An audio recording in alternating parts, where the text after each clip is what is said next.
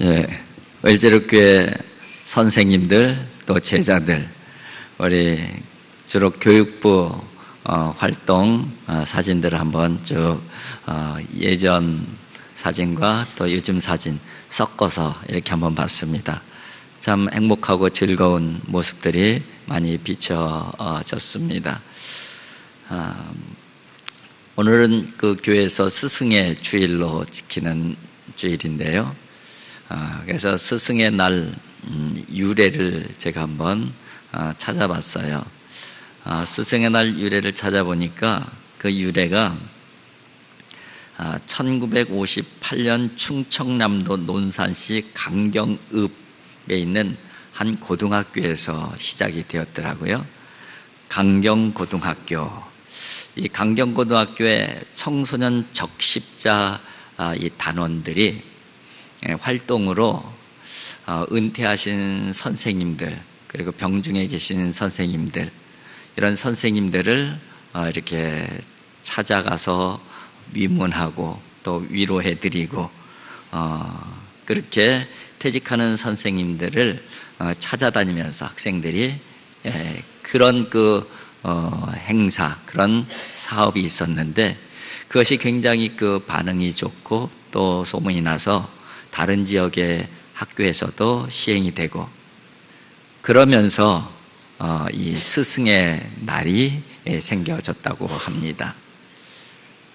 그때는 이 제자들이 선생님에 대한 감사, 은혜, 이런 부분들이 굉장히 컸던 것 같아요. 그래서 은퇴하신 선생님들, 병중에 계신 선생님들, 노안으로 힘들어하신 선생님들, 학생들이 찾아가서 뵙고 선생님 감사합니다, 힘내세요, 그렇게 위로하면은 선생님들이 얼마나 힘이 나셨겠어요. 그것이 바로 이 스승의 날 참 시작, 유래로 그렇게 기록이 되어져 있었습니다. 그런데 요즘 선생님들은 어떨까요? 요즘 선생님들은 그런 가문 감격들이 예전만은 못하신 것 같아요. 이 기사를 보니까는 선생님들이 그런 요청을 했더라고요. 차라리 스승의 날을 없애달라. 차라리 스승의 날을 없애달라. 감사에 표현하기도 힘들고, 감사하는 것 기꺼이 받기도 힘들고, 그런 상황이 되어진 것이죠. 잘못 감사를 표현하는 것도 문제가 되어지고, 또 감사 표현한 것을 잘못 받아들이게 되면 여러 가지 걸리고 불이익을 당하는 그런 이 시대가 되었다 보니까는, 그럴 바에야 스승의 날 뭐 필요했느냐, 없애달라, 이렇게 선생님들이 요구하는 목소리가 높아지는 그러한 시대에 우리가 지금 살고 있습니다.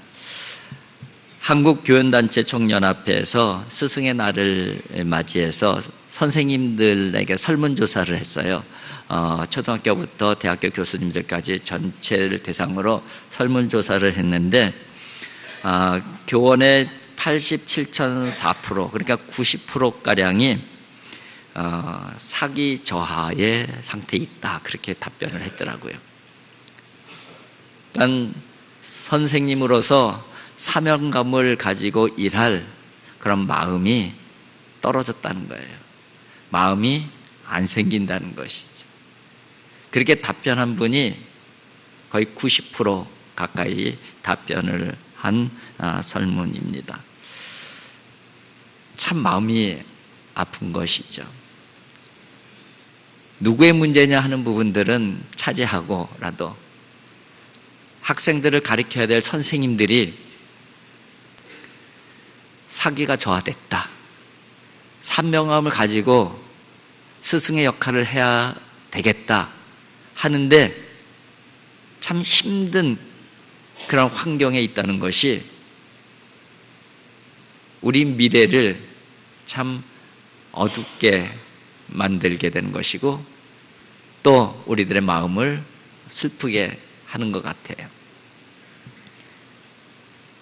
아무리 힘들고 어려워도 선생님들이 사명감을 가지고 가르치고 사랑하고 싶은 마음과 의욕이 있으면은 그 나라는 희망이 있는 나라인데 그렇지가 못하는 것이 참 슬픈 일이 아닐 수가 없습니다. 그래서 선생님들 명예퇴직이 증가하게 되는데 명예퇴직이 증가하는 이유도 설문을 통해서 나타나는데 89.4%는 교원권 추락, 그러니까 교권이 추락해서 이제 더 이상 사명감을 가지고 교사 생활을 하기가 힘들다. 그래서 그러느니 빨리 명예퇴직하자, 이런 마음이 있다는 거죠. 그리고 학부모의 민원 증가, 그래서 가르치는 일에 그 신경을 잘 못 쓰고 이런 그 행정적인 일에 너무 그 신경을 쓰다 보니까 그런 것들이 스트레스가 많이 되는 것 같아요. 그런 부분들이 지금 현재 학교에서 학교 교육을 담당하고 있는 선생님들의 모습, 대한민국 선생님들의 모습으로 그렇게 설문조사가 나와 있습니다. 참 슬프죠. 그죠? 슬프죠.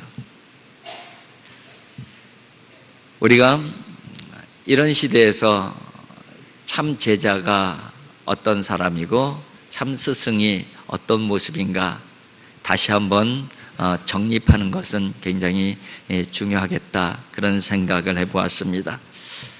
그래서 성경에서 정말 좋은 선생님, 좋은 제자, 이 모델이 될 만한 그런 분들이 어떤 분이 있나 한번 이렇게 찾아봤어요.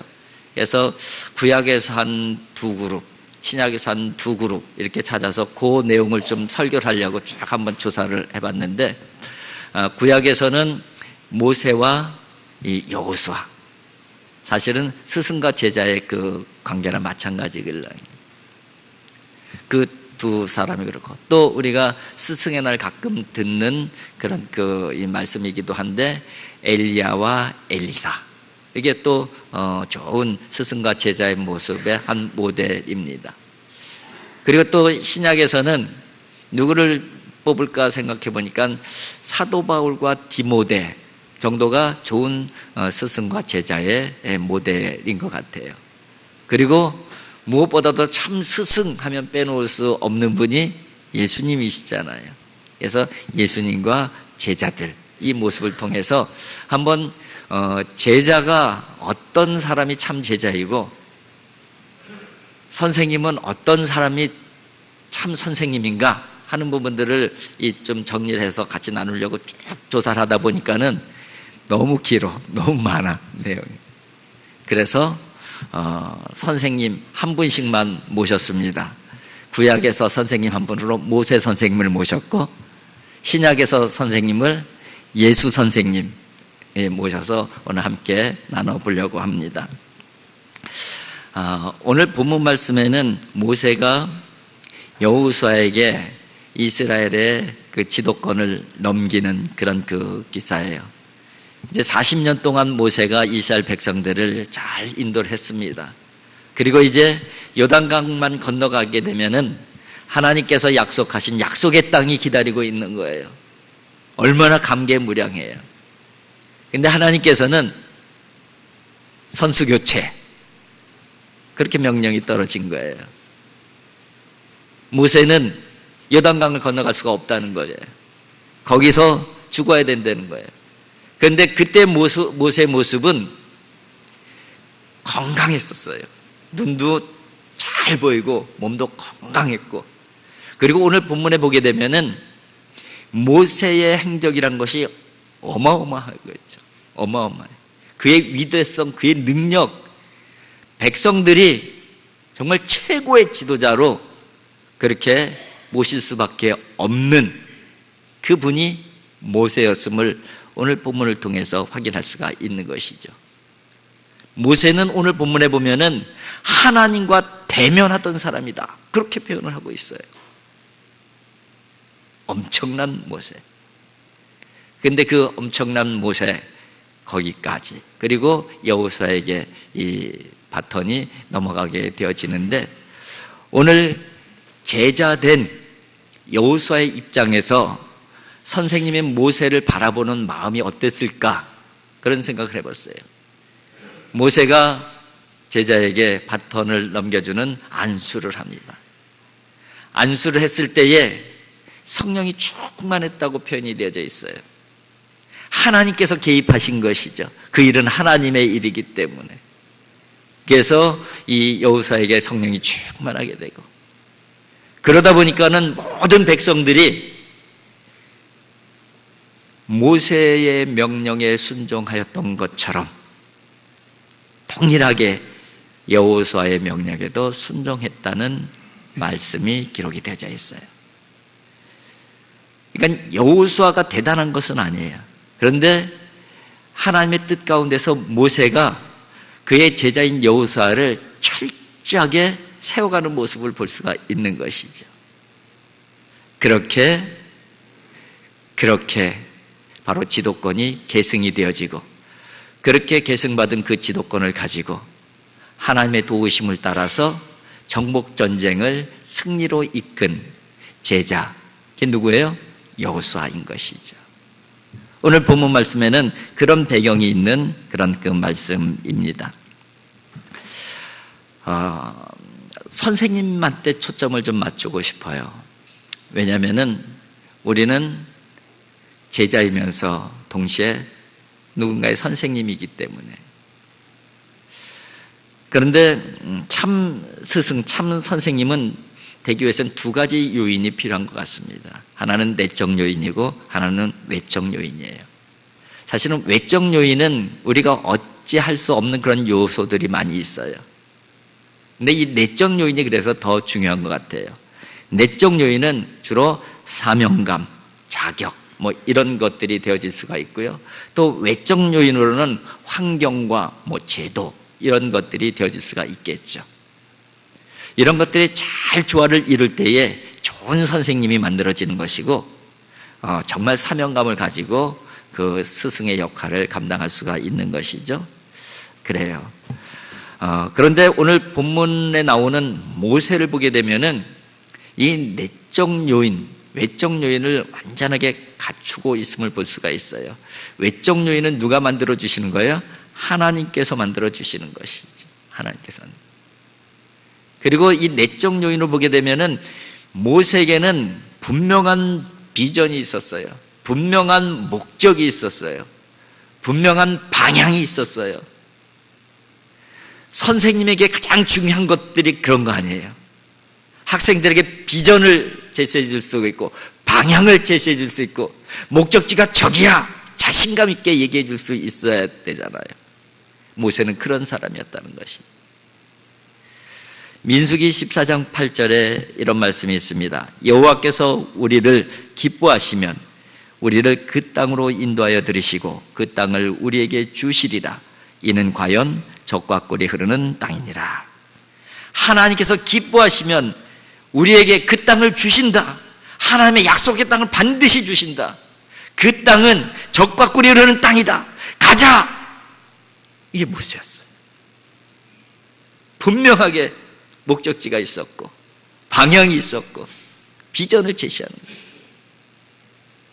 이것이 바로 모세를 통해서 나타난 선생님의, 훌륭한 선생님의, 참 선생님의 모습인 것이죠.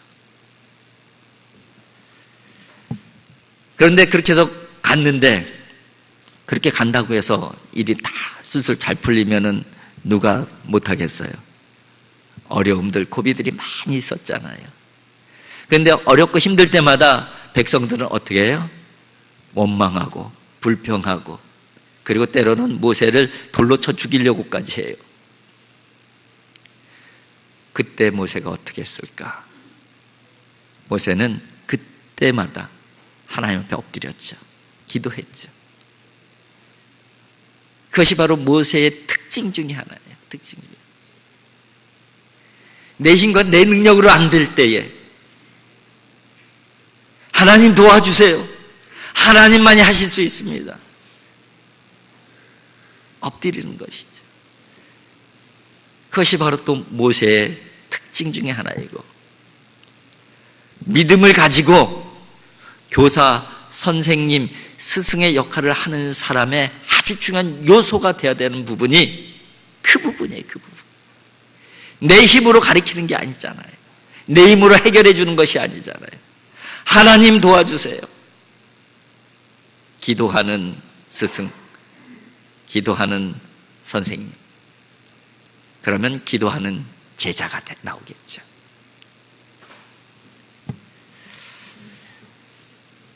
세 번째는 오늘 본문 말씀을 중심으로 제자를 세우기 위해서 자기를 내려놓는 모습이 담겨져 있어요. 물론 모세가 가나안 땅에 들어가지 못하는 것은 하나님 앞에서 범죄한 사실이 있기 때문에 그래요. 그러나 범죄했기 때문에 들어가지 못하는 그런 요소이지만은 그것까지도 하나님께서는 합력하여 선을 이루어 주시는 거예요. 이 안에는 여호수아의 입장, 제자된 여호수아의 입장에서 보면은 선생님이신 모세의 살신성인의 내용이 담겨져 있는 거예요. 철저하게 뒤로 물러서면서 제자를 세워주는 선생님의 모습을 누가 지금 보고 있는 거예요? 학생인 여호수아가 보고 있는 것이죠.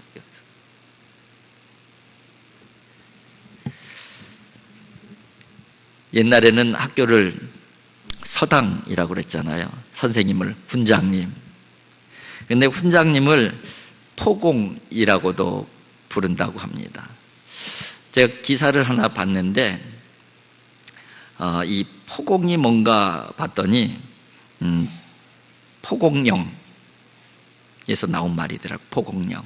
포공령은 민들레의 다른 말이에요. 민들레. 여러분 인터넷에서 포공령 찾아보세요. 그럼 민들레가 나와요. 그것을 이제 자세히 살펴봤더니 옛날 그 서당에는 이 민들레를 그 민들레가 앞에 쭉 심겨져 있었대요. 일부러 민들레를 심어 놓은대요. 그 민들레를 통해서 이 훈장님들이 아이들에게 귀한 덕목을 가르쳤다고 해요. 그래서 그 부분을 포공구덕, 포공을 통해서 민들레를 통해서 가르쳐주는 9가지 덕, 포공구덕이라는 얘기가 있더라고요. 그걸 다 말씀을 드릴 수는 없고 그 중에서 8번째가 뭐냐면은 8번째는 인을 지녔으니, 이 포공 민들레는 인을 지녔다. 어질 인자예요. 어질. 인을 지녔으니 자기 몸을 찢어 짓이겨 즙을 내 모든 종기를 낫게 하니 살신성인의 덕이고, 그렇게 돼 있어요. 민들레는 자기 몸을 찢어 짓이겨서 즙을 내서 종기에 발라서 종기를 낫게 하는 살신성인의 덕이 있다. 민들레를 통해서 훈장 선생님이 살신성인의 그 덕을 가르치는 거, 학생들. 그리고 훈장님은 살신성인의 모습으로 학생들을 가르치는 것이죠. 그런 미담이 담겨져 있는 꽃이 민들레 꽃이더라고요. 그래서 옛날 서당에는 그 민들레를 일부러 키웠다 그래요. 여러분, 모세에게도 이 살신성인의 덕이 그대로 담아져 있는 것이죠. 그런데 이 살신성인의 완전체가 누구셔요? 예수님이셔요. 예수. 살신성인의 완성, 십자가예요. 십자가. 그래서 오늘 본문 말씀 요한복음 13장 1절에 예수님께서 자기 사람들을 사랑하시되 끝까지 사랑하시니라, 그렇게 표현하고 있어요. 그 시점이 어떤 시점이냐? 예수님께서 하나님 아버지께 돌아가실 때를 아시고 십자가를 앞에 두시고 하신 말씀입니다.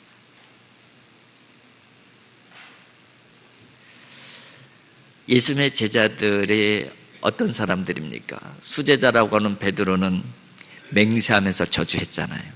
부인했잖아요. 가룟 유다는 팔업 넘겼잖아요. 다른 제자들은 좀 낫나요? 다른 제자들도 조금 위험하니까 다 제 살 길 찾아 떠났잖아요. 유일하게 요한 남아서 가까스로 십자가, 멀리서 십자가를 바라보.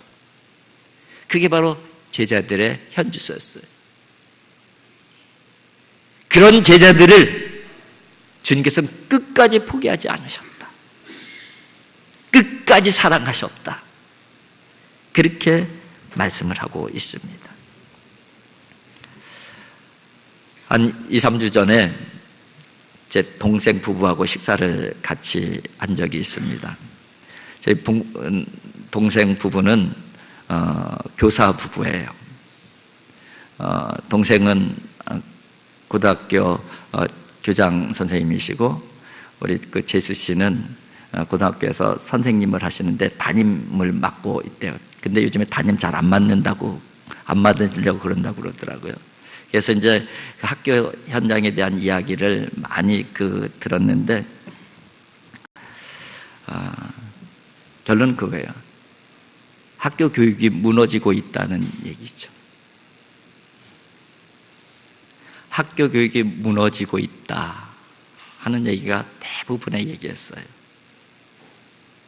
그런데 하나 저에게 그래도 소망을 갖고 들었던 것은, 그런 가운데서도 정말 사명감을 가지고 선생님의 역할을 하는 분들이 남아있다는 거예요.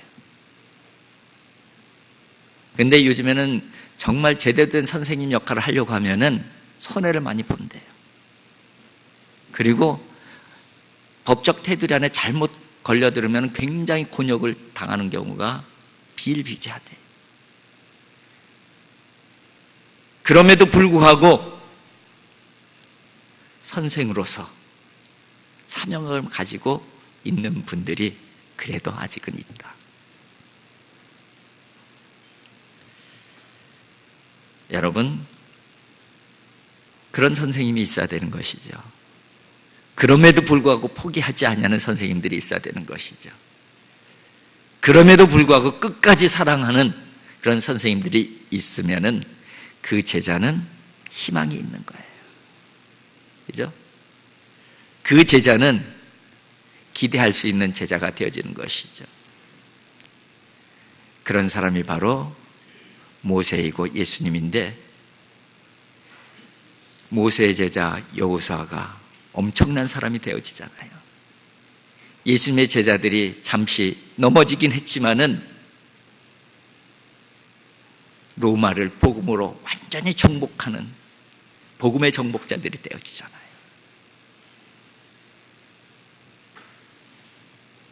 여러분, 저와 여러분들은 제자들입니다. 먼저 예수님의 제자고 또 그 누군가의 제자들이에요. 그런가 하면은 우린 또 선생님들이에요. 스승이에요. 그 누군가는 나를 통해서 배우고 있어요. 모세의 모습, 예수님의 모습, 공이 담겨져 있는 모습은 살신성인이죠. 십자가이죠. 사랑이죠. 그 사랑으로, 포기하지 않는 사랑으로 누군가 나를 통해서 정말 좋은 것을 배워서 좋은 제자가 되어질 수 있다고 하면은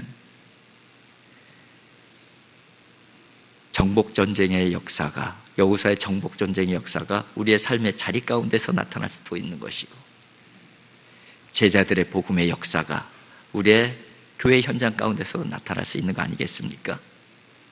저와 여러분들이 이러한 선생님, 이러한 스승님들이 모두 되어질 수 있기를 주님의 이름으로 축복을 드립니다. 기도하겠습니다. 사랑의 아버지 하나님, 감사합니다. 아버지 하나님, 그럼에도 불구하고 저희들이 사랑을 포기하지 않게 해주시옵소서. 그럼에도 불구하고 스승됨을 포기하지 않게 해주시옵시고, 그럼에도 불구하고 끝까지 견디며 주님의 뜻을 이어갈 수 있는 주님의 제자들이 되어질 수 있도록 인도하여 주시옵소서. 주님의 제자들이 있기에 미래가 있고 주님의 제자들이 있기에 희망이 있는 이 땅이 되어질 수 있도록 인도하여 주시옵소서. 예수님의 거룩하신 이름으로 기도하옵나이다. 아멘.